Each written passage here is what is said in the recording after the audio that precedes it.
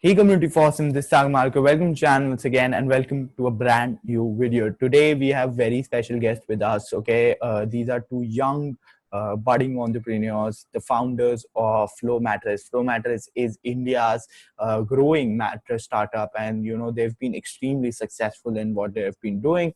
Today on the show we talk with them about their journey, about their challenges, about uh, uh, challenges the mattress industry is facing due to the COVID situation, and a lot of things, their personal interest and a lot of things. I hope you enjoy the video, see it through, see it till the end, and I'm sure you'll earn some new insight into your business world, into your life, into a new industry. A way that consumers can know exactly what a mattress feels like or a pillow feels like over the internet, right? Sleep habits. And I think that things like before exams, we're all wired to, when we were younger. I think just to kind of add to Gaurav, right? So we've been in situations where, sorry, there's just a crow at my window.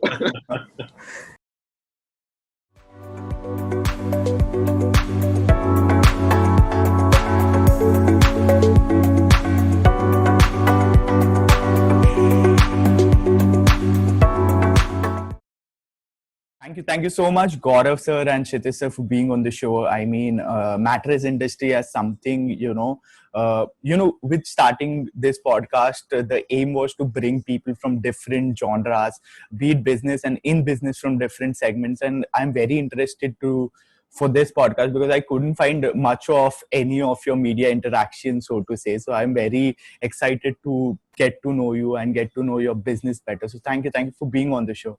Sure. Yeah, thanks for having us. Yeah, awesome. So, before we get into how the virus has impacted, so to say, your business and all of the technicalities of it, if you could, any of you could give me an outline of how all of this started, how you decided to start a mattress business, so to say, and what about the space excited you, the whole journey of Flow, so to say. Sure. So my family actually owns a mattress brand Okay. that I joined straight out of college. And at the time that I joined the business, that company supplied mattresses to a whole bunch of hotels and resorts across the country.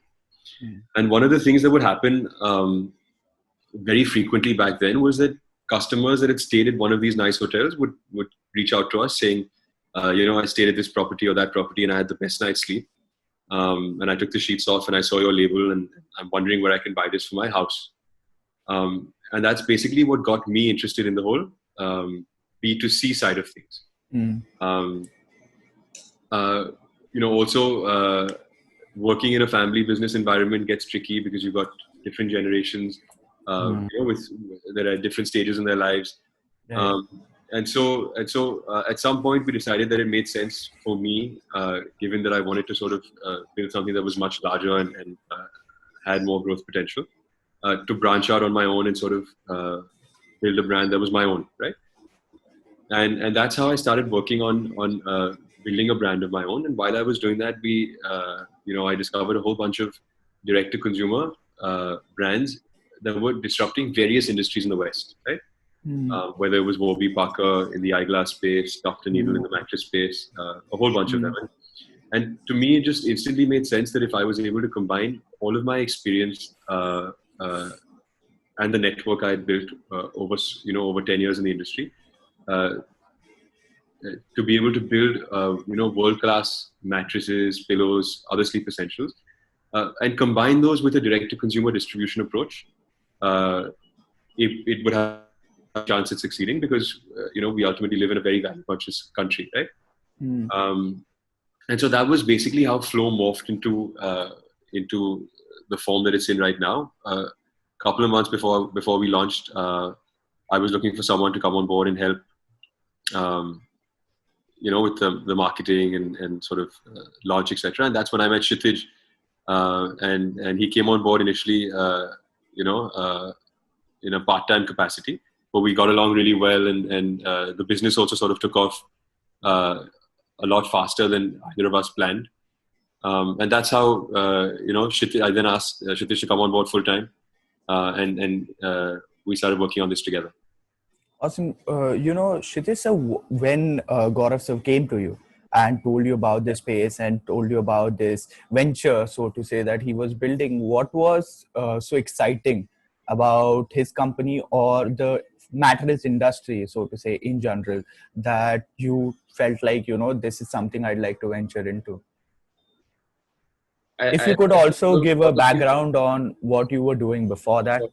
Sure.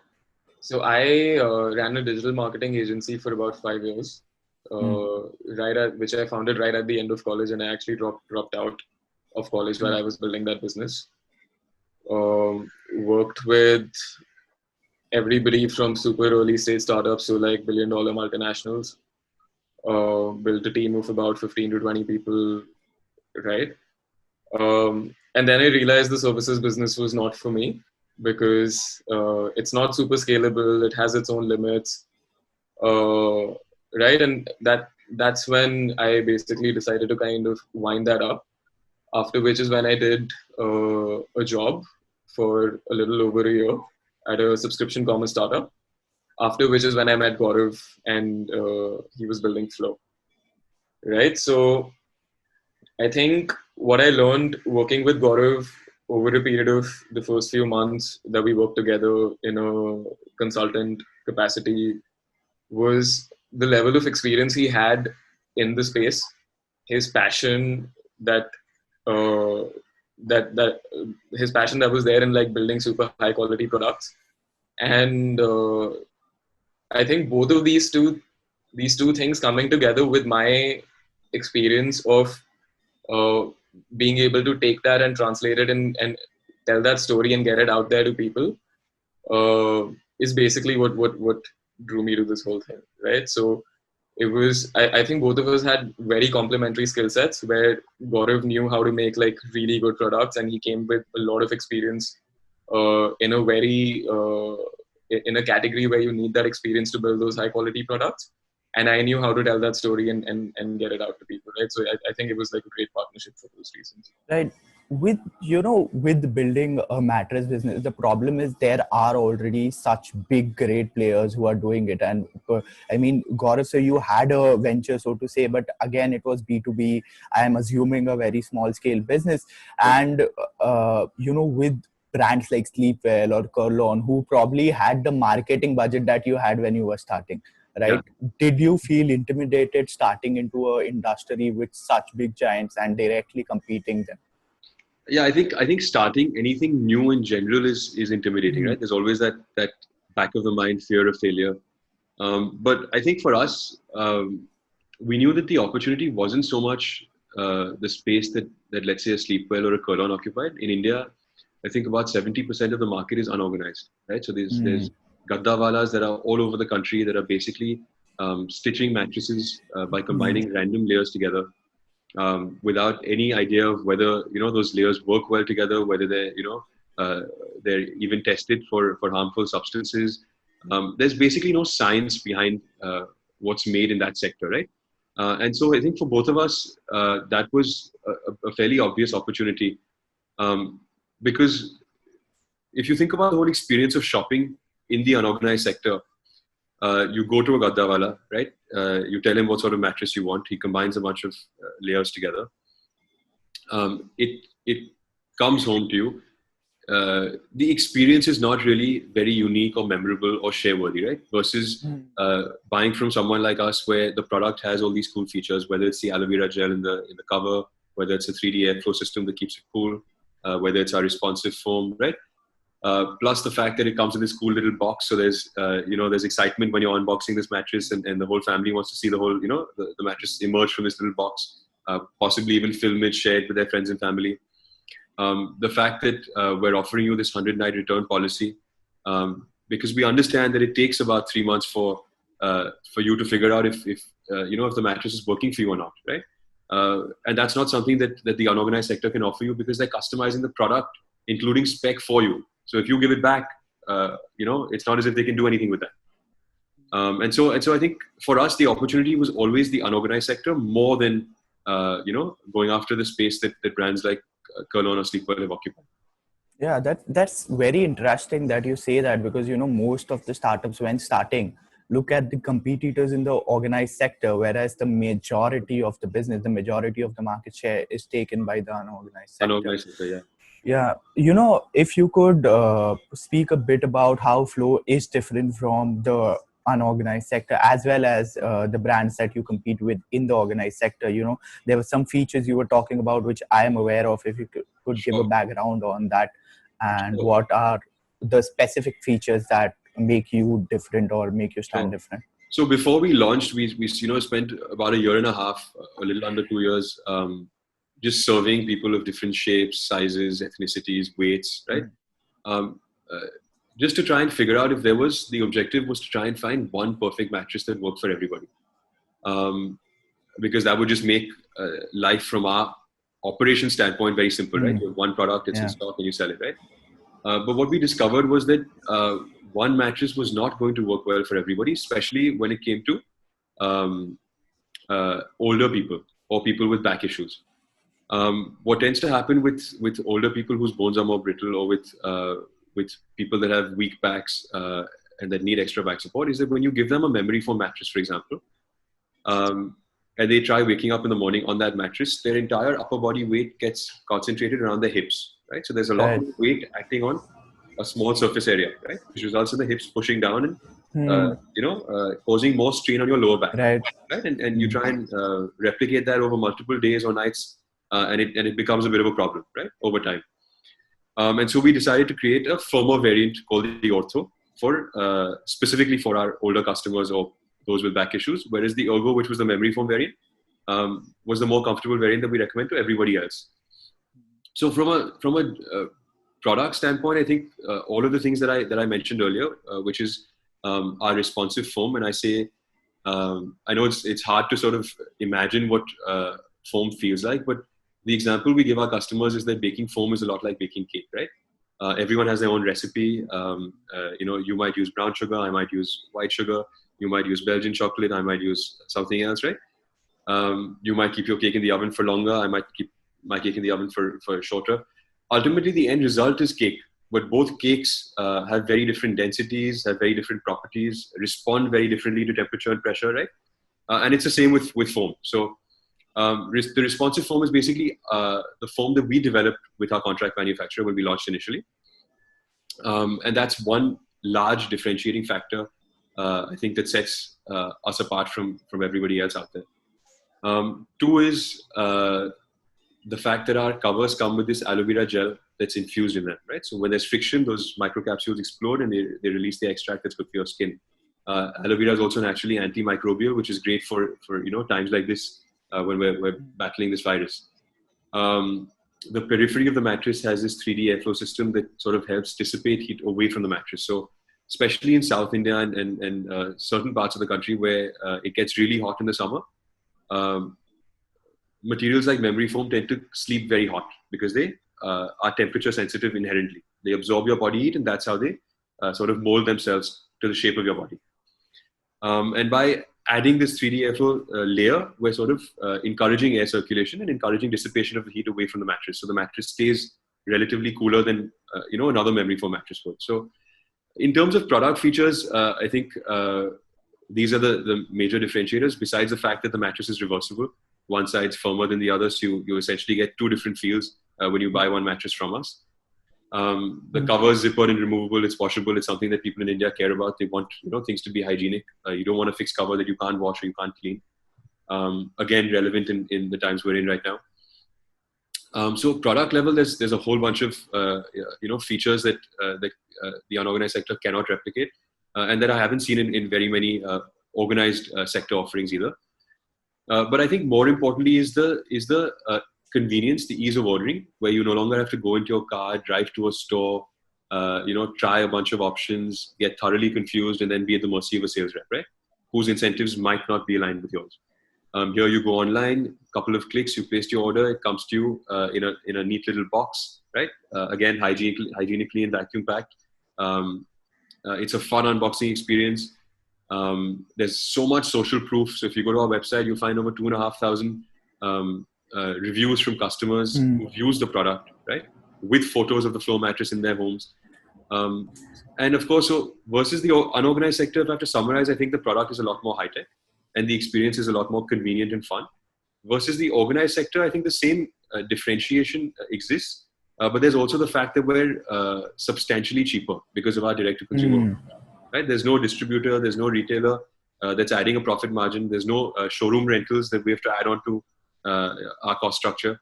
And so we're able to offer a really high-quality product at a very affordable price point. Also, you cut out the retail market altogether, which also helps the end consumer. I have a few of the technical questions that we'll get to later in the segment. Sure. I'd like to ask you, in the journey that you were building Flow as a brand, what were the few challenges that you faced, personally or with the product as well? So I think one challenge that exists even today in some to some extent has been the fact that we sort of struggled with our inventory management to an extent, because up until recently we were working on Google spreadsheets. The team was very lean, very small. We've only recently sort of got an ERP and sort of turned a lot of the manual work into sort of automations or systems driven work. And so I think one thing we struggle with all along has been our delivery timelines. When you sort of browse through our reviews, also you'll find that nearly everyone that talks about product quality is raving about how it either took their back pain away, or how they're sleeping longer, or how their parents are sleeping better, or grandparents are sleeping better. But some of the negative comments you'll see are almost always around late delivery, which we sort of struggled with.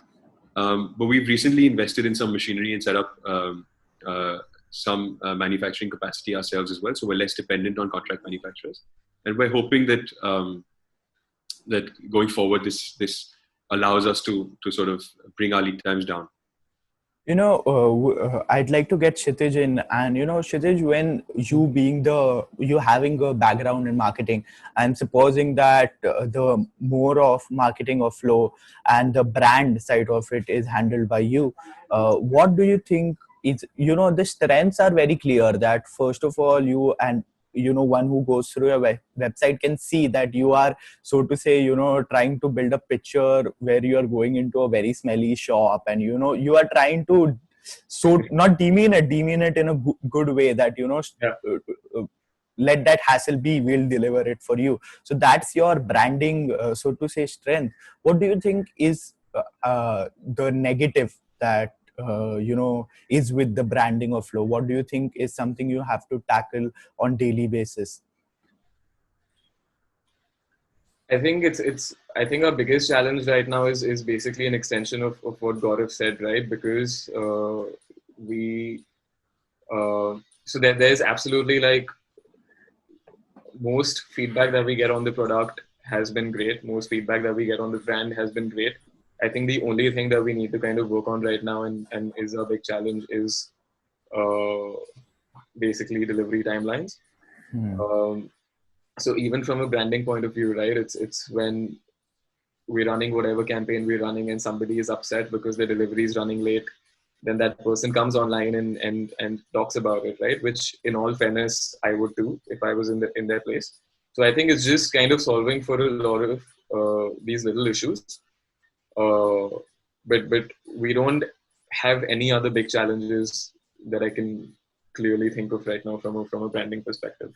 We also at Juvenile, we have a marketing kind of a wing, and one thing that we look at Flow at is that they have done, and you guys have done very rightly, is influencer marketing, right? You have leveraged very well on it, and for a startup, it only makes sense that with the product as good as yours, you leverage that. Kshitij, I'd like to ask you why you took that decision, of investing so much into influencer marketing and going that way. So I think any marketing mix needs to be diverse, right? So influencers are one part of what you do, but for any marketing mix to work, I think there are a lot of moving parts that kind of need to join together and work in tandem with each other, right? So influencer marketing is good initially when you're launching and you want to get the word out and you want to create some awareness for your product. But I think a lot of the legwork is kind of done after that in terms of how do you uh, further reach out to the people who have been kind of exposed to your brand, and what is the work that you do from there on, right? So influencer marketing is great for driving awareness, and we use it as a tool for that. Uh, so yeah, that's those are Yeah. my thoughts on it. What have been, a few challenges as an entrepreneur that you have faced? One is that as you spoke about the late deliveries, and those are very technical things as a business that one business faces. What have been some entrepreneurial problems that you have faced, in general, personally as well? Nothing really stands out as having been an exceptionally large problem. I think maybe we're just both Kshitij and I are very wired towards just taking little problems, because there's always something small that comes up every day, but we're Yeah. sort of so used to handling it and solving it that it doesn't really I think form Stand out, so to say. significant memory Yeah. that I can tap into later on. Yeah, nothing in particular besides the operational challenges that we faced. What have been a few operational challenges that you faced? I think during Diwali, right, Yeah. is when our category peaks. And we did between 3 to 4 times our regular monthly volume during that month. And because, you know, we weren't, because we were less than a year old, we weren't really ready to kind of take on that order volume, and we just moved into a new warehouse. So I remember this time where Gaurav and I were like going to this new warehouse every day, working with the union workers, and Packing the boxes were kind of breaking. So like we spent a few weeks just organizing this warehouse ourselves, packing all the mattresses ourselves, like breaking boxes that were falling apart, putting the sweeping the mattresses floor. inside, organizing them in this like 4,000 square foot warehouse to make sure that everything that is put there can be found easily, right? So I think that was definitely like one experience that stood out. Uh, but All sorts of little things, from dealing with Mathadi unions to let's say electricity running out and something urgent to be shipped, or a pickup not happening, or a vehicle not being able to enter the lane because it's too large. All sorts of things come up on a daily basis. But now we're at a point where nothing really stresses us out, because we know we can take care of pretty much anything. Those are kind of the challenges that is you can only face as a manufacturer entrepreneur, right? Because, and that has always so to say fascinated me, because in service it's very like officey kind of stuff, right? You Right. are always in your good clothes, you're talking with Correct. the polished team, but Correct. when you are into a manufacturer business, you have to talk to the ground root. You have to deal with unions, as you said, Correct. and many other things. What do you think is different, so to say, in and needs to be different in an entrepreneur who is working in the manufacturing sector? If you could think of any difference, and Kshitij, you be working in the service sector, maybe if you could also pitch in. I think to some extent people management skills, because not everyone you work with when you're doing some sort of manufacturing work comes with the same educational background or upbringing, right? So value systems are different. What's important to you might not be important, to someone that's doing physical labor, right? Something else might be much more important. So I think being able to understand the people that you work with, being able to communicate to them what's important to you, right? And sort of find a balance between the two. And it's always a balancing act. It's like walking a tightrope, right? I think that's critical in the manufacturing space. Besides, of course, making sure that that you have the right systems in place to ensure that every raw material and every component is always in stock, right? Because otherwise, one small piece of inventory not being available, let's say a brand label, right, slows down the whole production process. So anything else that Kshitij wants to add? But I think I think just to kind of add to Gaurav, right? So we've been in situations where, sorry, there's just a crow at my window. You just gave me my bloopers. Yeah. No, so I think some of the challenges that we've had, right? Like there's no way to foresee it. So for example, as Gaurav mentioned, right? Like there are labels, for example, that once ran out and then we couldn't ship out orders because they took like some time to come, right? We've also been in a situation where we couldn't ship out mattresses because the boxes were stuck somewhere, right? And you couldn't put the roll pack mattress in the box. Yeah. Right? So there are just like these little situations that you can't really foresee. Yeah. And also we're working with a really tight ship, right? Because we are a bootstrap business. We haven't raised like external funding, right? So it's not like, you can just open up 4 hubs, stock like 1,000 units everywhere and then kind of ship them out. We need to kind of also manage our capital very efficiently and so there are a lot of these constraints that come in, but I think that's also what puts in the discipline in building a sustainable, scalable business. One thing that I see in Flow is you have worked your negatives and turned them into your positives, right? Especially your delivery thing where you vacuum the whole thing. Now, if you had to traditionally, distribute a mattress as big as yours, I think you would need a lot of more manpower and a lot of more, uh, all of that infrastructure, but with the technology that you have adopted, I think that's got very better, I'd say. And how much do you think that is important as an entrepreneur to use your negatives and to try and all your internet thing as well, as good as it is, many would see it as a negative point that you can't touch and feel your mattress. How can I buy it? You can't go to a shop, lie on the mattress. But you have also then found the negatives to it and used it in your positives. How much do you think it is important for an entrepreneur to work like that? I think our process has always been to spend a lot of time understanding our consumers, right? Because the end result can never be a function of what I personally like or what Kshitij personally likes. It's a function of what our customers collectively like, right? Or care about.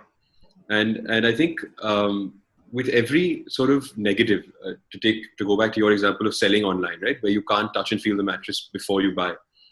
I think in this case, 100-night trials already existed in the West, so this wasn't something unique that we sort of pioneered, but I think it was the obvious answer to a problem that that online shopping posed, right, in our category. And so for every time we've heard a customer give us feedback on, why they would hesitate to buy, to shop with us, we sort of tried to find a solution to it. So we've had people calling us saying, listen, I haven't got my salary yet, and I'd love to buy one of your mattresses, but is there some way for me to get this on EMI? And that's when we sort of implemented multiple different EMI options. So at each stage that we've encountered feedback from consumers about something that they care about that we don't currently offer, we've tried to reverse engineer and figure out how we can make that possible for the customer.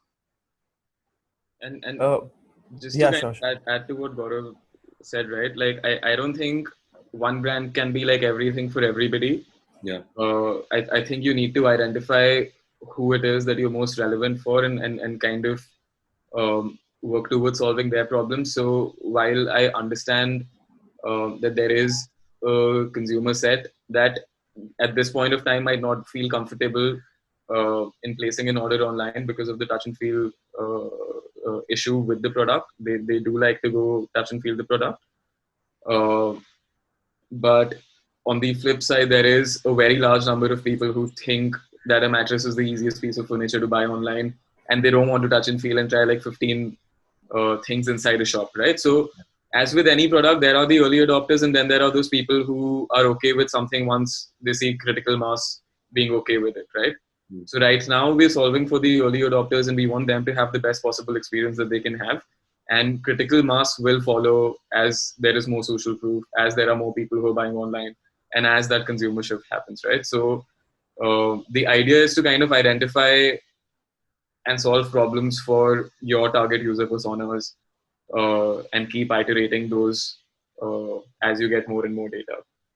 It's interesting that you say that, which also leads into a question that where do you see this online e-commerce, so to say, in space, in personal items like mattress and furniture going? Because I completely see it, overtaking the physical space. I don't see the relevance of a physical store after, AI. And, on our podcast, we have talked about this earlier as well. As soon as there is a possibility of, and it's like right there, right, it's matter of years and months where AI can show you how things look in your house. Where do you see the future of consumer goods like such, and such personal goods going in the space of e-commerce? So I think in the short term, I think there will still be a large segment of consumers that will hesitate to buy something sight unseen, only because that's how they've historically behaved, and it takes time to sort of break old habits, right? I think events like the current pandemic that we're in the middle of might accelerate the push towards online, but I think in the short term we will continue to have a lot of buying still happening offline. Long term, I think, and Kshitij and me were just talking.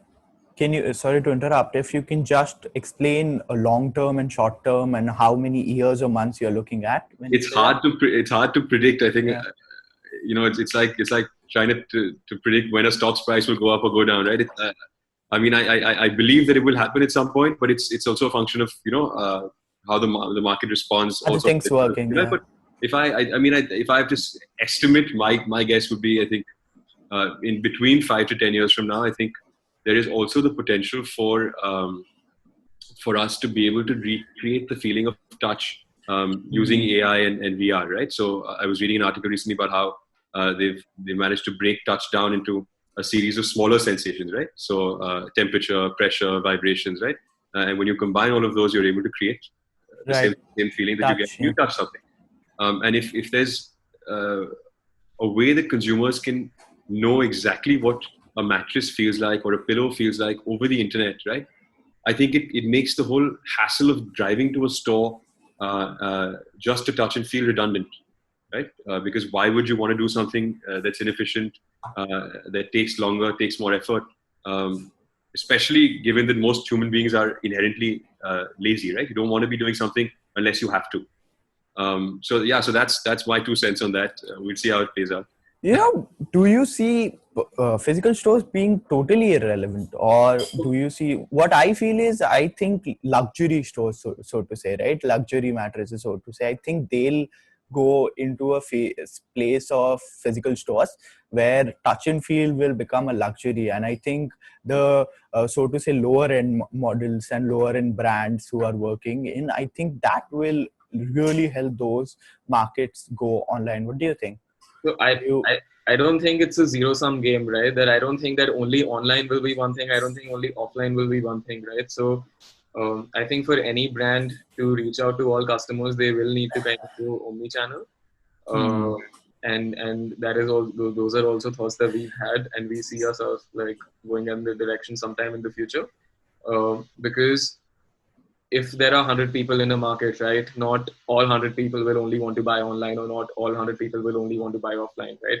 Some would prefer buying offline for reasons that they know best. Some would prefer buying online for reasons that they know best, right?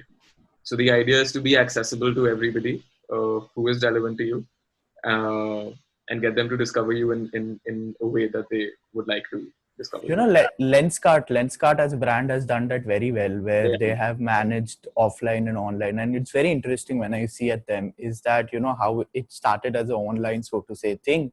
And now they have, if you walk into their store, it's so much integrated with the online process as well. It's amazing. Exactly. So do you see flow going in that space where, the online is integrated with the offline? Or do you see those running as two different channels altogether? I think it'll be a function of, again, what our customers teach us when we get to that point. At this point, where sort of the goal is just to be able to cope with our online growth and sort of streamline that, where that's completely on autopilot. And once we get to that point, I think we'll spend a lot of time figuring out what our consumers would like, right? Okay. And I think there could be some interesting ways to combine an offline display center with certain experiences that cannot currently be replicated online, right? And I think that makes for an interesting customer journey then. Interesting to say that. Anyways, so in entrepreneurship, right? We'll diverge a bit there. Is what do you think are some things, and I've been asking this to all my guests recently, because this is something which intrigues me a lot, is team building, right? How do you go on and take people on board and just assume that they would do a good job? How do you look at their past experiences and tell that they would do a good job in your organization? Also, what do you look in the employees that you hire and why? Kshitij, you want to take this?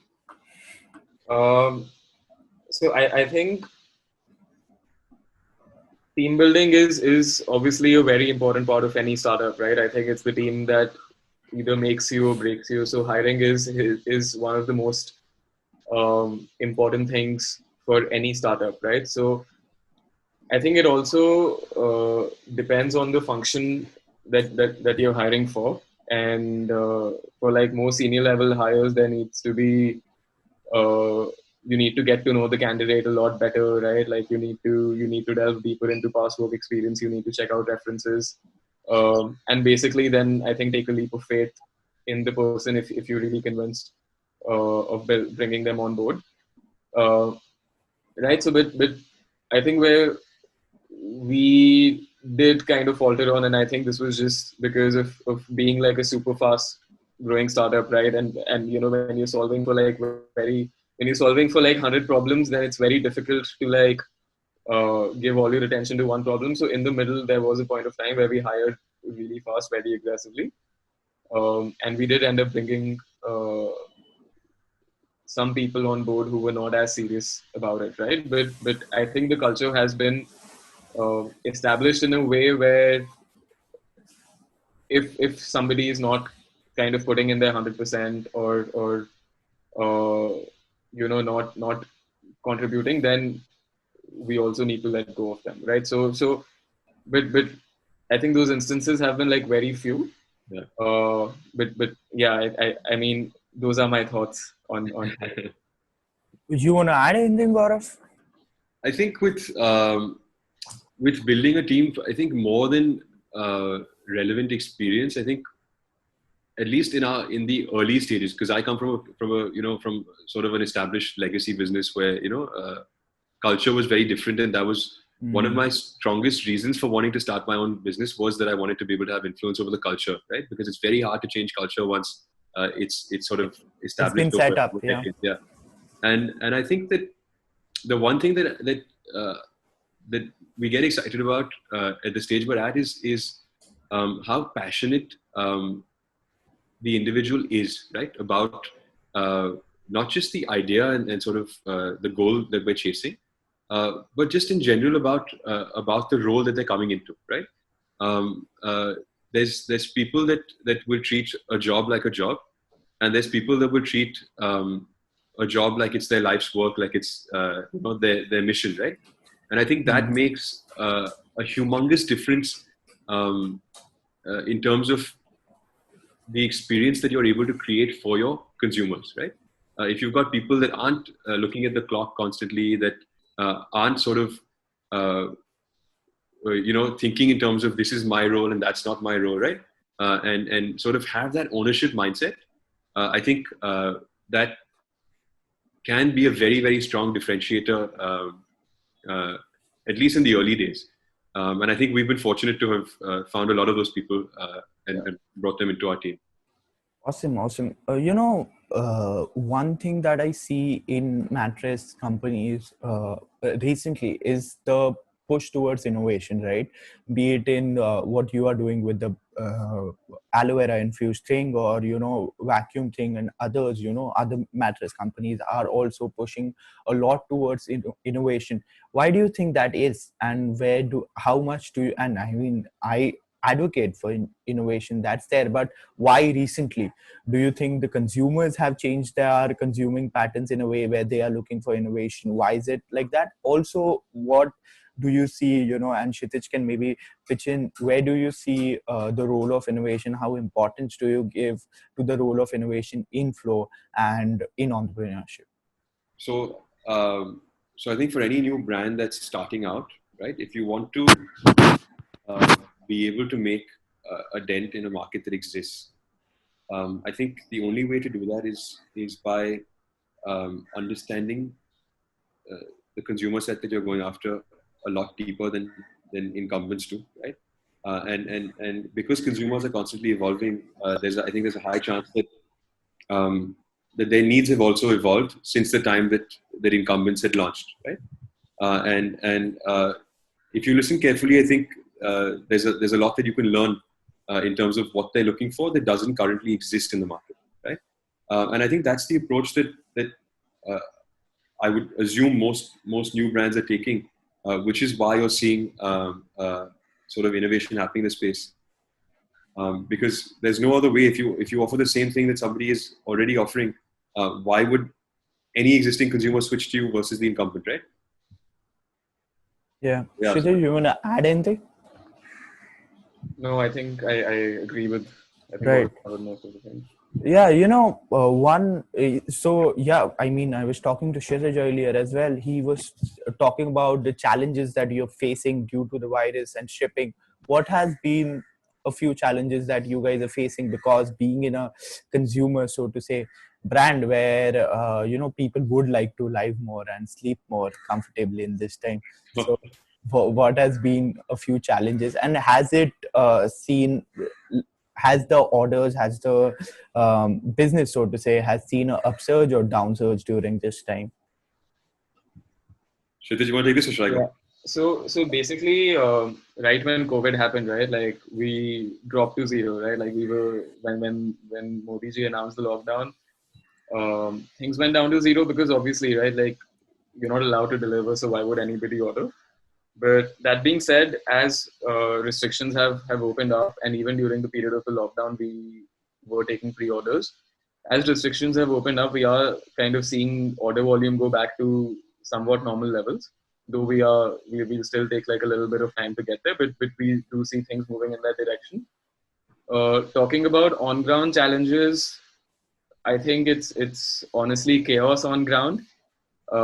Because while e-commerce for non-essential goods is allowed, the situation on the ground is that most transporters are offering service to a very limited set of pin codes, right? So, for example, we work with FedEx, and FedEx is currently only providing service to about 2,200 pin codes across India, as against to some 7,000 plus that they do in regular time, right? And even within that, there are a lot of delays that are happening uh, because of the lack of manpower that they have in every hub, right? So there is a delay happening in the pickups, right? There are days when the transporter that we're working with has told us that they're going to come and pick up the mattresses, but they don't come and pick it up, right? And there has been one entire week where one of the transporters that we were working with kept telling us that they're going to come every day, but they just like never showed up, right? Then even with the pickup, let's say we have to ship out like some 150 pieces in a day, right? One truck can only fit between 30 to 40 pieces, right? So they might send 2 trucks and they take away half the load, but they might not send like trucks after that to take away the remaining load, right? So and then even when one shipment gets to one hub, it might just lie at that hub for like a long period of time before it gets to, it starts moving to the other hub. So this overall is causing a lot of delays.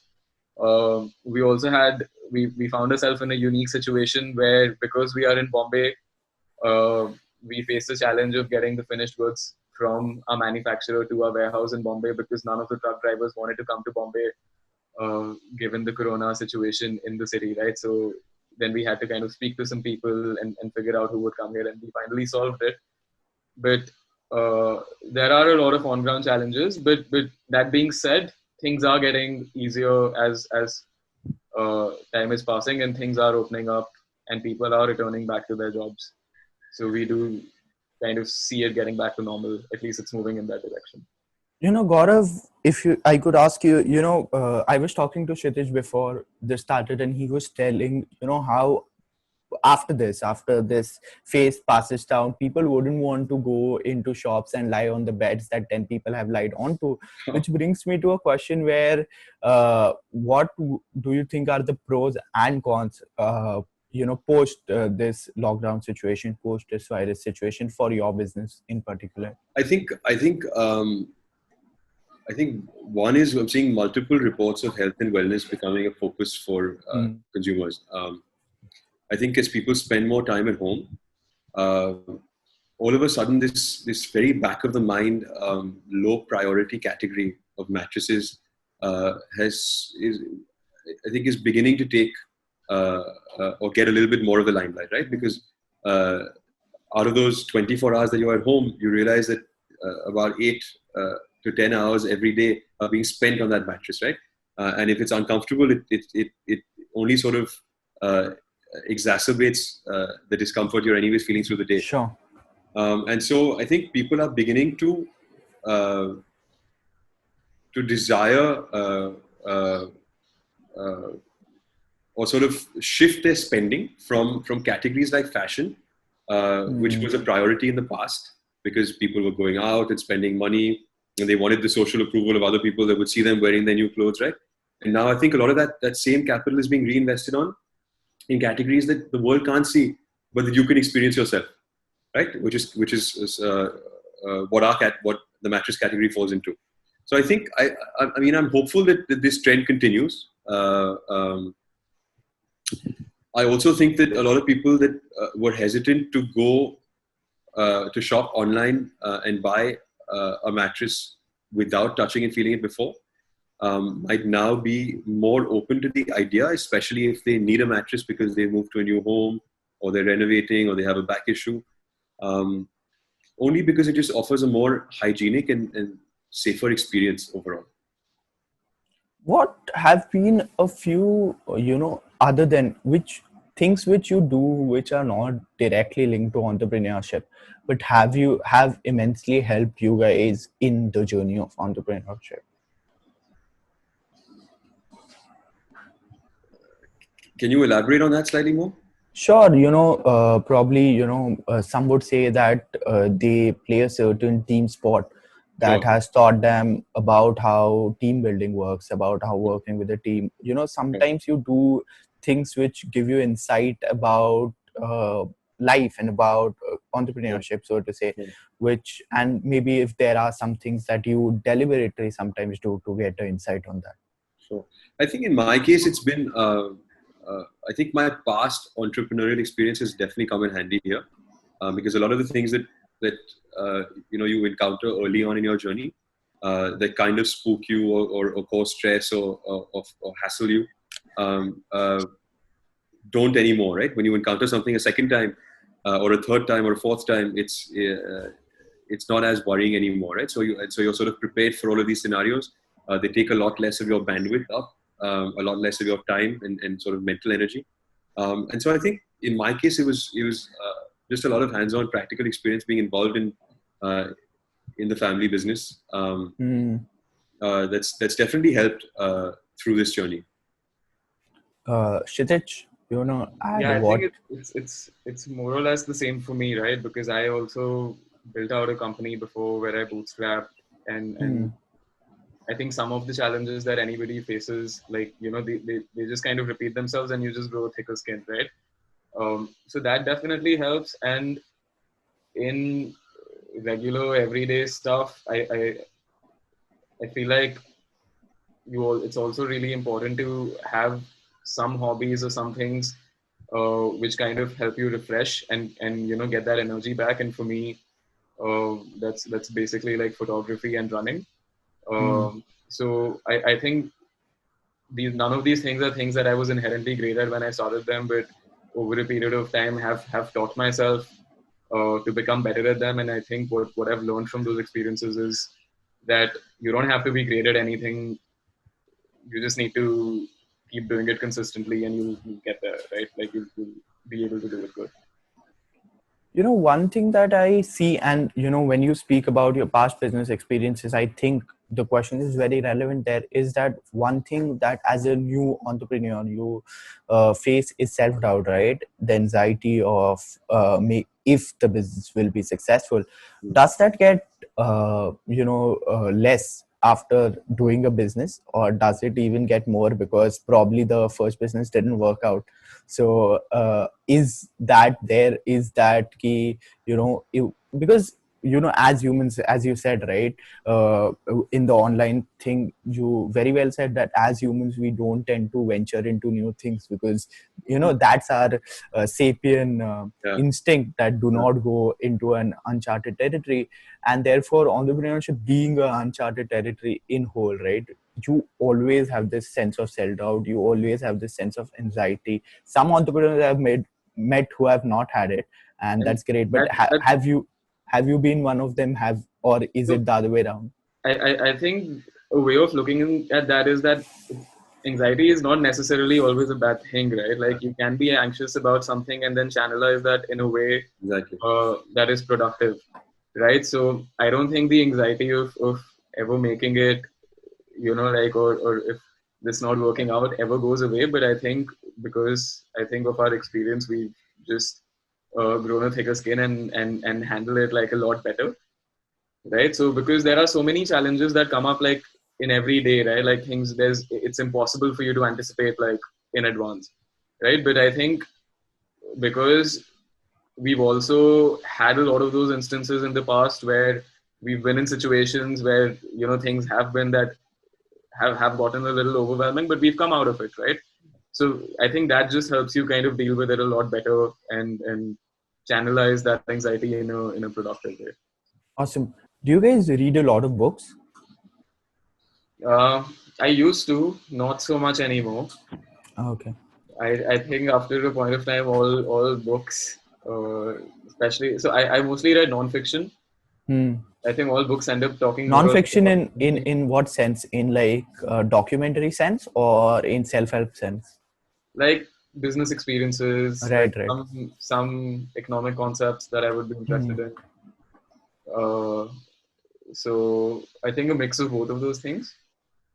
Um, but yeah, I'm reading lesser now than I Then used. like what do you do to maybe entertain? You watch a lot of stuff? I think we still read a lot, but it's just not books, right? You're Yeah, constantly sending me articles also, yeah. Yeah. Twitter threads and I think we Yeah. still read a lot. Like I follow a lot of people on Twitter. Like I love Twitter. I love the fact that there is a platform that exists where you can get into the minds of like some of your favorite people, right? Like people that you really look up to, and you can kind of understand their worldview because they What's broadcast through this what, medium. what what who's your favorite Twitter account? I don't have any one, right? Yeah. I think how I look at it is I have categories of people in different things that I'm curious about, whether Hmm. it is startups, whether it is something like tech, whether it is something like cryptocurrency, right? Like I have accounts that I follow in these three categories, and like all of them, I don't think I have like any one favorite account, but there are a lot of accounts within every category that I'm curious about, uh, where I get to learn new things. With that being said, have there been people that you have looked up to and studied their journeys to maybe better yours, or learn from? Have there been some people that because how this helps is many people talk about their inspirations and then the audience goes to read about them, and I think that really helps. So have there been some people that you have looked up to? no. So early on, we spent a lot of time listening to podcasts and reading about the journeys of brands or businesses that we admired, right? So the Shopify journey, the Tufted Needle journey.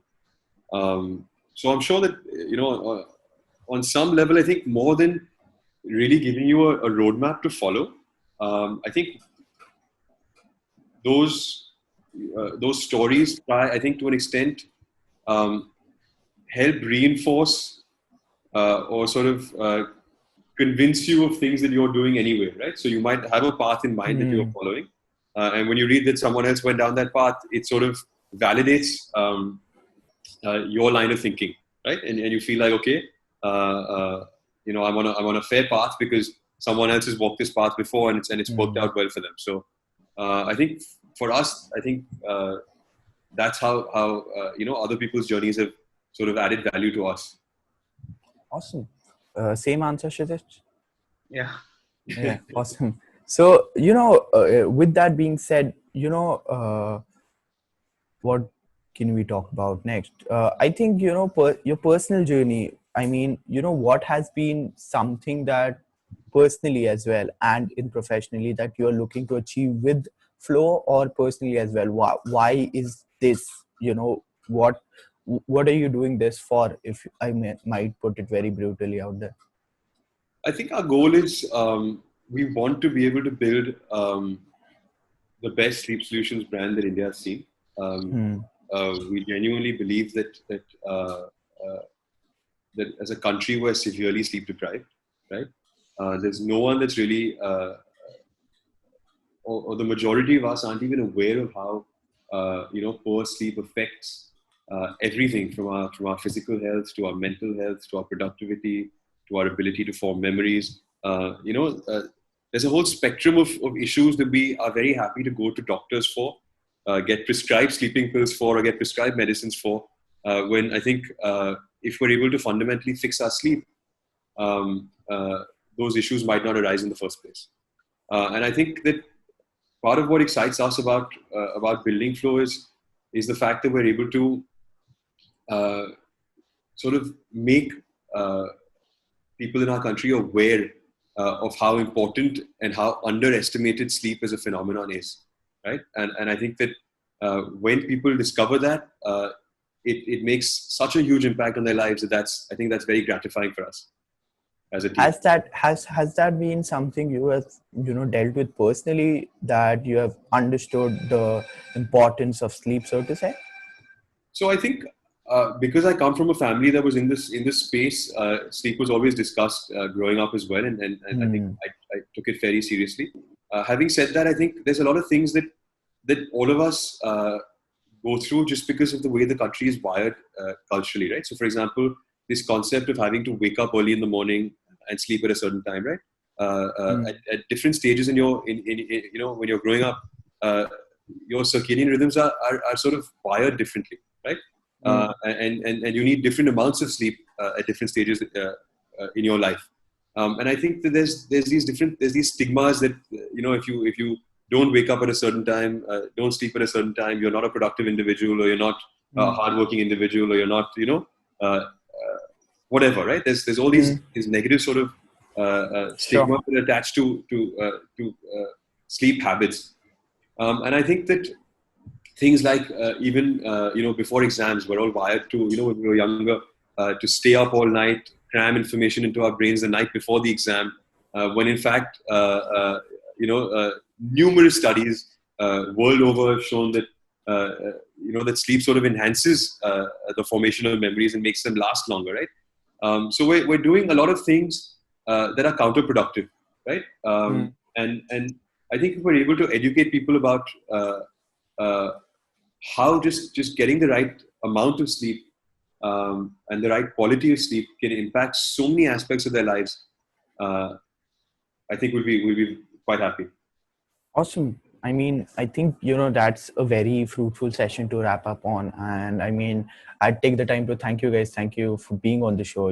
It's, I've gained a lot of insight on the sleeping industry, so to say. And it's great to have you. A few last questions, if I may, is that if you both could add one thing that, via this journey of life. And I've stole this question from Oprah, and I've been asking it to a lot of guests recently. Did you steal it from?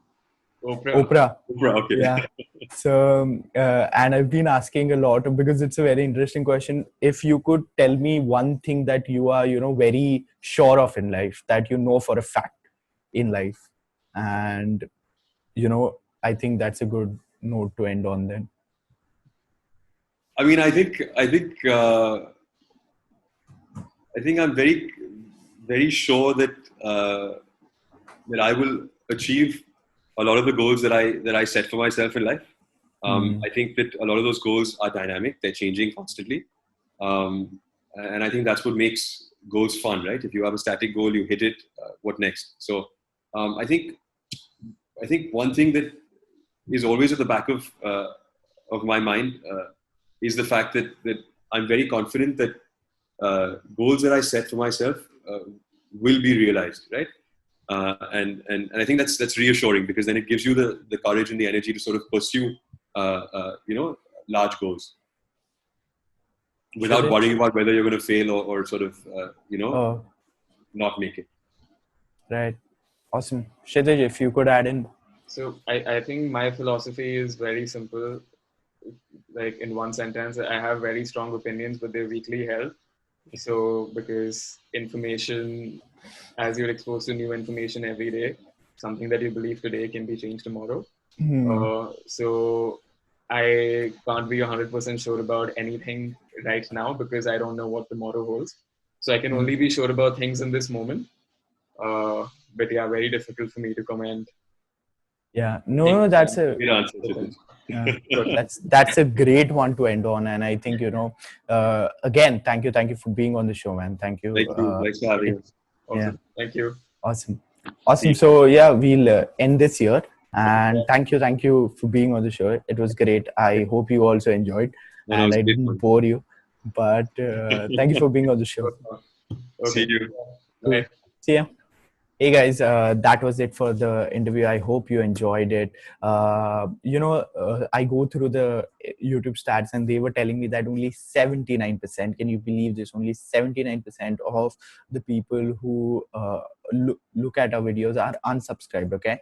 79% of the people who watch this video through are unsubscribed, and if you're one of them, first of all, thank you for watching till here. And this is the type of content we make, and if this is the type of content that you like, then make sure you subscribe the button. You can like our videos, you can share it around, you can comment. All of these tells the YouTube algorithm to share and promote our videos, so that people with the watching habit like yours, people who consume self-help content like this, you might help this video get to them. So yeah, please do that. With that being said, stay healthy, stay awesome, do some awesome stuff. Remember that you one of a kind, live a kick-ass life, be kind to one another, and on that note, farewell mates.